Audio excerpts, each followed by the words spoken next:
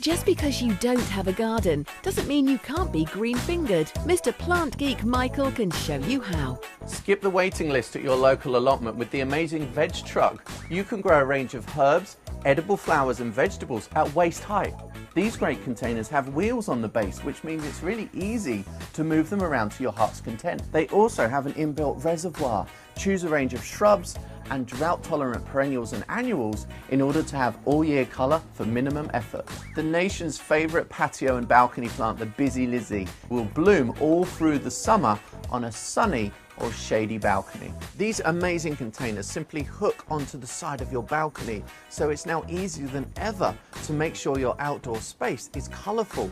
Here we've planted a range of chrysanthemums. If we add some slow-release fertilizer to the container as well, we'll get even more flowers and for a longer period. And of course, remember to take off the faded flowers because it will keep your plants healthy and flowering longer.